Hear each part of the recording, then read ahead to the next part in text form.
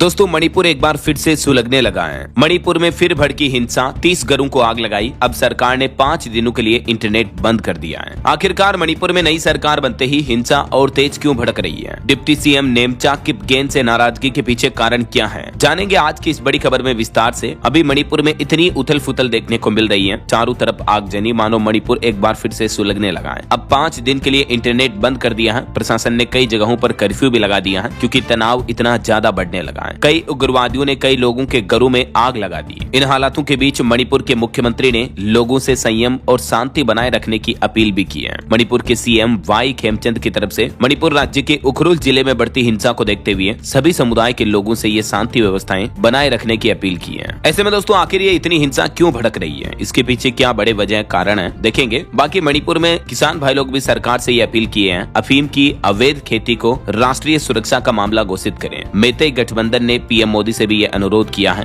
कहा गया है कि मणिपुर का संकट का मुख्य कारण अफीम की खेती का बिना रोक टोक के बढ़ना और सीमा पार से नशीले पदार्थों की तस्करी होना है। तो ये भी पीएमओ को एक ज्ञापन सौंपा गया और उसमें प्रधानमंत्री नरेंद्र मोदी से मेते संगठन ने अपील की है कि गैर कानूनी अफीम की खेती पर लगाम लगाई जाए। ऐसा तो फिलहाल मणिपुर के उखरुल में 5 दिन के लिए इंटरनेट भी बंद कर दिया गया है। उपद्रवियों ने 25 घर और 4 सरकारी क्वार्टर भी फूंक दिए, आग के हवाले कर दिया। अभी पूरे जिले में कर्फ्यू लागू हो चुका है। वैसे मणिपुर में ये हिंसा का माहौल 8 फरवरी की रात से ही देखने को मिल रहा है। जब से मणिपुर में नई सरकार बनी उसके 1 सप्ताह के अंदर अंदर ये हिंसा भड़क गई। आज 10 फरवरी की सुबह 11:30 बजे से लेकर अगले 5 दिनों तक के लिए इंटरनेट सेवाएं बंद कर दी गई हैं। तांग खुल और कुकी जनजातियों के बीच हिंसक झड़प के बाद इलाके में सिक्योरिटी फोर्स भी मौजूद है। ये आगजनी की कुछ तस्वीरें आप देख सकते हैं। चारों तरफ हिंसा का माहौल है। उखरुल जिले के लितान इलाके के आसपास गाँव में उपद्रवियों ने कई घरों में ये आग लगा दी। पुलिस ने बताया कि हिंसा के दौरान राइफल से गोलियां भी चलाई गई और इलाके में दहशत फैलने के बाद कर्फ्यू लगाया गया। वैसे स्थिति फिलहाल तनावपूर्ण है, लेकिन भारी सुरक्षा तैनाती के चलते हालात काफी हद तक कंट्रोल में है। तनाव बढ़ने की आशंका के बीच लोगों ने बिना किसी प्रशासनिक मदद के अपने स्तर पर ही घर छोड़ना शुरू कर दिया है। अधिकारियों ने बताया कि लितान थाना पुलिस ने लोगों की सुरक्षित आवाजाही सुनिश्चित की और कानून व्यवस्थाएं भी बनाए रखी है। लितान थाने में ज्वाइंट कंट्रोल रूम भी बनाया गया है और डिप्टी सीएम लोसी दिखो लितान भी पहुंचे। अब समझिए कुकी मेते समुदाय के बीच जो हिंसा के 3 मुख्य कारण क्या है। पहला, नंबर 1, एसटी यानी अनुसूचित जनजाति दर्जे की मांग। ये मामला वैसे 2023 का है पूरा, जब मणिपुर हाईकोर्ट ने राज्य सरकार को मेते समुदाय के लिए एसटी का दर्जा देने पर सिफारिश भेजने का निर्देश दिया था। तो इस आदेश के बाद कुकी समुदाय में आक्रोश फैला और हिंसा भड़क गई, क्योंकि कुकी तो पहले से ही एसटी श्रेणी में है। उन्हें डर है कि अगर मेते समुदाय को भी एसटी का दर्जा मिला तो वे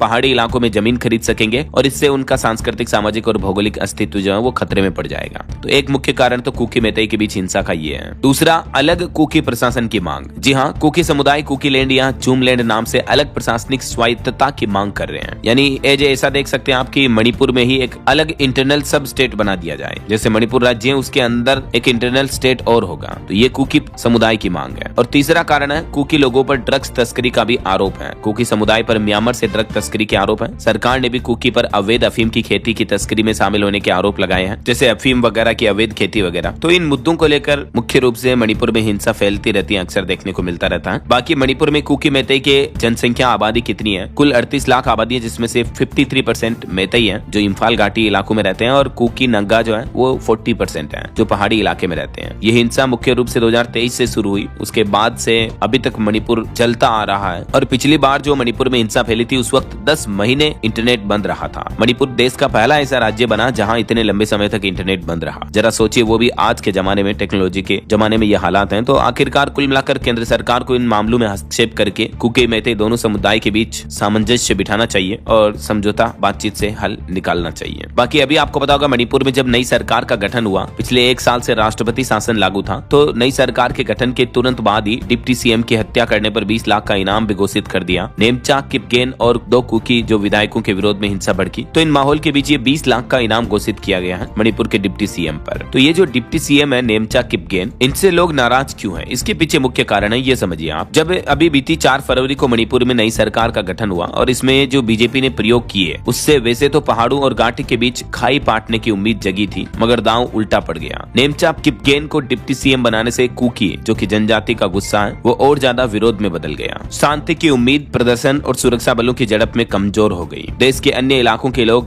ये नहीं समझ सके कि आखिर शांति हो रहे माहौल में अचानक चिंगारी क्यों भड़की है। तो एक्चुअली मणिपुर में अभी जो नई सरकार का गठन हुआ उसमें मुख्यमंत्री तो मेते बनाए गए और कुकी जो और नगा डिप्टी सीएम बनाए गए। तो कहीं ना कहीं तो ये एक बहुत ही अच्छा कॉम्बिनेशन था मणिपुर में भड़कती हिंसा के बीच सरकार में सामंजस्य तालमेल बिठाने का, क्योंकि मणिपुर के नए मुख्यमंत्री जो खेमचंद हैं वो मैतेई समुदाय से हैं और राज्य में मैतेई जनजाति कुल 50% से ज्यादा है। और डिप्टी सीएम लोसी दिखो को भी शामिल किया इसमें, जो नगा जनजाति के हैं, और कुकी जनजाति की ओर से नेमचा किपगेन को डिप्टी सीएम बनाया गया। तो जो बीजेपी ने मणिपुर में सरकार गठन के अंतर्गत जो समीकरण सूत्र बिठाए वो काफी हद तक सही है, लेकिन बावजूद उसके आखिर हिंसा क्यों भड़की है? सबसे बड़ा सवाल ये है कि नेमचा किपगेन से कुकी समुदाय के लोग नाराज क्यों हैं, जबकि वो तो उनके खुद के जनजाति के उप मुख्यमंत्री हैं। तो इसके पीछे एक जातीय पहचान का गालमेल है। नेमचा किपगेन खुद की पहचान कुकी जनजाति के नेता के रूप में है, उनके पति कुकी नेशनल फ्रंट के चेयरमैन भी हैं, लेकिन उनका फिर भी जो विरोध किया जा रहा है इसकी वजह है उनका थाडू जनजाति से भी कनेक्शन है। यही वजह है कि उनका ये विरोध देखने को मिल रहा है। थाडूस नहीं मानते खुद को कुकी जो का हिस्सा।